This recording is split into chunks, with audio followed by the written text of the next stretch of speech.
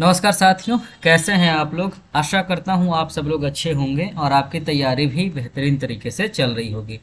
तो साथियों, आज के वीडियो में हम लोग बात करने वाले हैं पीएचडी प्रोग्राम एडमिशन 2024 के बारे में। तो यदि आपने अब तक पीएचडी में एडमिशन नहीं लिया है तो इस वीडियो को पूरा देखिएगा ताकि आप कोई भी इन्फॉर्मेशन मिस ना कर सकें। तो चलिए फिर आज के वीडियो की शुरुआत करते हैं। तो आज के वीडियो में हम लोग बात करने वाले हैं एक स्टेट यूनिवर्सिटी से आए हुए पीएचडी एडमिशन नोटिफिकेशन के बारे में। तो सबसे पहले डेट के बारे में हम लोग बात करते हैं। आप यहाँ पर देख सकते हो, यहाँ पे इन्होंने डेट दिया है 10 मई से जो है फॉर्म भरने की शुरुआत हुई है और 10 जून तक जो है वह आप आवेदन कर सकते हैं। यानी आवेदन करने की अंतिम तिथि 10 जून 2024 है और प्रवेश परीक्षा की जो तिथि है वह 30 जून 2024 है। यानी कि यहाँ पर एग्जेम्प्टेड के थ्रू तो एडमिशन होगा ही जिनके पास नेट जेआरएफ है, उसके अलावा एंट्रेंस टेस्ट के थ्रू भी पीएचडी एडमिशन होगा। महत्वपूर्ण यहाँ पे कुछ नोटिफिकेशन इन्होंने कहा है। प्रवेश प्रक्रिया, अर्हता यानी एलिजिबिलिटी, शुल्क एवं आवेदन करने की प्रक्रिया से संबंधित जानकारी के लिए आपको विश्वविद्यालय की वेबसाइट पर जाना है। तो इतना आपको जाने की ज़रूरत नहीं है, आप जान लीजिए। यहाँ पर अर्हता की बात करें, एलिजिबिलिटी की, तो आपके मास्टर डिग्री प्रोग्राम में यानी आपका एमए हो, एमएससी हो, एमटेक हो, यानी मास्टर डिग्री का कोई भी प्रोग्राम हो, मिनिमम 55% मार्क्स का होना ज़रूरी है।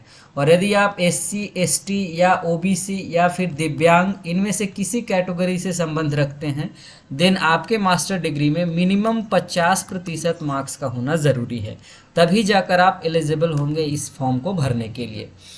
यदि यहाँ पर सब्जेक्ट वाइज सीट की बात करें तो यहाँ पे इन्होंने सीट भी दिया है। देखिए यहाँ पे अर्हता के बारे में इन्होंने नीचे में दे ही दिया है, जो कि अभी हम लोग ऊपर में बात कर रहे थे। यहाँ पर जो टेस्ट होगा जिसको डीईटी इन्होंने नाम दिया है, डॉक्टरल इंट्रेंस टेस्ट, यह जो होगा वह 2 घंटे का टेस्ट होगा जिसमें 100 नंबर के सवाल आपसे पूछे जाएंगे। सभी सवाल जो हैं 1-1 नंबर का होगा और टोटल क्वेश्चन की संख्या 100 होगी। शोध प्रविधि यानी रिसर्च मेथोडोलॉजी से आधे सवाल पूछे जाएंगे, यानी 50% सवाल जो है रिसर्च मेथोडोलॉजी से होगा और 50% सवाल आपके जो आपका पेपर है जो जिसमें आपने एमए किया है उससे पूछे जाएंगे। यदि आप सामान्य यानी अनारक्षित श्रेणी के विद्यार्थी हैं देन आपको मिनिमम 50% नंबर लाने होंगे। और यदि आप एससी, एसटी, ओबीसी, ईडब्ल्यूएस या फिर पीएच कैंडिडेट हैं देन आपको 45% मिनिमम लाना होगा। नेगेटिव मार्किंग टेस्ट में नहीं है और जो आप टेस्ट में लाएंगे उसके अलावा इंटरव्यू का नंबर उसमें जुटेगा एंड देन फिर फाइनल मेरिट लिस्ट तैयार किया जाएगा। आवेदन फॉर्म भरने की तिथि हम लोग ऊपर में देख लिए हैं, यहाँ पर भी इन्होंने दे दिया है। कौन कौन लोग टेस्ट नहीं दे सकते यानी वो लोग डायरेक्ट इंटरव्यू में शामिल होंगे। तो डीईटी से छूट दिया गया है जिनके पास यूजीसी नेट है, जेआरएफ है या यूजीसी सीएसआईआर नेट है या जेआरएफ है। उसके अलावा गेट है, सीट है या similar national level exam with fellowship है, तब आपको यहाँ पर डीईटी से छुटकारा दिया जाएगा। यहाँ पर देख लीजिए, इंटरव्यू जो होगा वो इंटरव्यू भी 100 नंबर का होने वाला है। यह 4 हिस्सों में बटा हुआ इंटरव्यू, इसी के आधार पे आपको नंबर दिया जाएगा।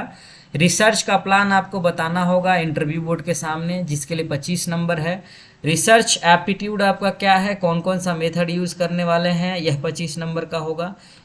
कम्युनिकेशन स्किल है जो कि 25 नंबर का होगा। और सब्जेक्ट नॉलेज यानी जिस विषय पे आप रिसर्च करने जा रहे हैं उसमें आपके पास कितना ज्ञान है, कितनी गहराई है, उसका 25 नंबर। यानी टोटल इंटरव्यू जो है 100 मार्क्स का होगा, तो उसमें ही जितना प्राप्तांक होगा और प्लस एंट्रेंस का नंबर, इन दोनों को मिला करके कुल अंक जो तैयार होगा उसी के आधार पे मेधा सूची यानी मेरिट लिस्ट तैयार किया जाएगा। उसके अलावा जिन लोगों का जेआरएफ है तो वो लोग तो टेस्ट नहीं देंगे, तो उनका 100% जो है वह इंटरव्यू के बेस पे ही एडमिशन होगा। लेकिन जो रिटन टेस्ट देंगे उनका 70% वेटेज उनके एंट्रेंस का होगा और 30% वेटेज इंटरव्यू का होगा, उस आधार पे ही एडमिशन होगा।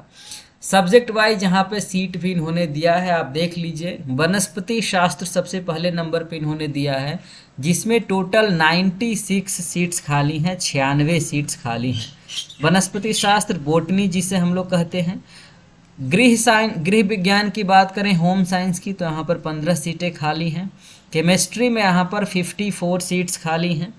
कॉमर्स की बात करें तो कॉमर्स में टोटल यहाँ पे 26 सीट्स हैं। मैथमेटिक्स में यहाँ पर 16 सीटें खाली हैं। अर्थशास्त्र यानी इकोनॉमिक्स की बात करें तो इसमें 70 सीटें खाली हैं। अंग्रेजी में यहाँ पर 39 सीट्स हैं। भौतिकी शास्त्र में 40 सीट्स खाली हैं। फिजिक्स में, उसके अलावा पॉलिटिकल साइंस में 37 सीट्स खाली हैं। भूगोल की बात करें तो 19 सीट्स खाली हैं। हिंदी में यहाँ पे टोटल 17 सीटें खाली हैं। सोशलॉजी में टोटल 20 सीट्स हैं। इतिहास में टोटल 8 सीटें खाली हैं। जंतु विज्ञान में 26 सीटें खाली हैं। और जियोलॉजी में, जिसे भूगर्भ शास्त्र कहते हैं, टोटल 6 सीटें हैं। यानी कुल सीटों की संख्या यहाँ पर 489 है। 489 सीटों पर यहाँ पे एडमिशन होगा। यहाँ पे फ़ी के बारे में डिटेल्स दिया हुआ है। पीएचडी फॉर्म का 500 रुपया है। रजिस्ट्रेशन फ़ी 400 रुपये है। प्री रजिस्ट्रेशन फ़ी, इस तरीके से आपको टोटल जो पीएचडी में एडमिशन यहाँ पे होने में लगेगा उसका इन्होंने पूरे शुल्क का विस्तृत ब्यौरा दिया है। आप यहाँ से इसको देख सकते हो। यहाँ पे दोनों मोड में आप पीएचडी कर सकते हैं। पार्ट टाइम पीएचडी भी यहाँ पे शामिल है, तो आप उसके लिए जो भी एलिजिबिलिटी है आप यहाँ से देख सकते हैं। उसके अलावा यहाँ पे नीचे कॉलेज वाइज दिया गया है, किस कॉलेज में कितनी सीटें खाली हैं, किस प्रोफेसर के अंदर, आप देख सकते हैं। इसको मैं सीधा कर दूँ, देखिए यहाँ पर दिया हुआ है महाराजा छत्रसाल बुंदेलखंड विश्वविद्यालय छतरपुर मध्य प्रदेश, जहाँ से आया है। ये सारे सब्जेक्ट का नाम है। उसके अलावा आप देख सकते हैं शासकीय छत्रसाल स्नातकोत्तर महाविद्यालय, जिसमें इन सारे सब्जेक्ट में सीटें हैं। इस तरीके से आप देख सकते हैं कॉलेज वाइज किस कॉलेज में किस विषय की सीटें खाली हैं। उसके साथ साथ इन्होंने प्रोफेसर्स के हिसाब से भी सीटों की संख्या बता दिया है कि जैसे संस्कृत में डॉक्टर शीला नायक हैं, ये इस विश्वविद्यालय में सहायक प्राध्यापक हैं, इनके पास 6 सीटें खाली हैं।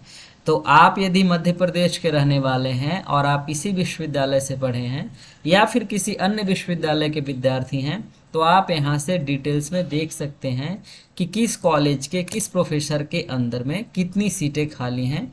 फिर आप जाकर के उनसे बातचीत भी कर सकते हैं अपने शोध विषय को लेकर के, ताकि आपको सुविधा हो सके, वो लोग मार्गदर्शन कर सके, एक बेहतर प्रयास हो सकता है।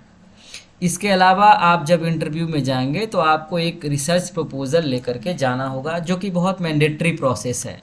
तो यदि आपने अपने विषय से, यानी जिस विषय पे आप रिसर्च करना चाहते हैं, आपने रिसर्च प्रपोजल तैयार कर लिया है तो बहुत अच्छी बात है। लेकिन यदि आपको किसी तरीके का कन्फ्यूज़न है या फिर आप हमसे रिसर्च प्रपोजल लिखवाना चाहते हैं पेड सर्विस के थ्रू, देन आप हमसे 8227065305 पे या फिर kusumnetclasses@gmail.com पे आप मेल करके या व्हाट्सअप टेक्स्ट करके भी हमारी मदद ले सकते हैं। बहुत बहुत शुक्रिया इस वीडियो को देखने के लिए। अपने दोस्तों के साथ इसे शेयर ज़रूर कीजिएगा।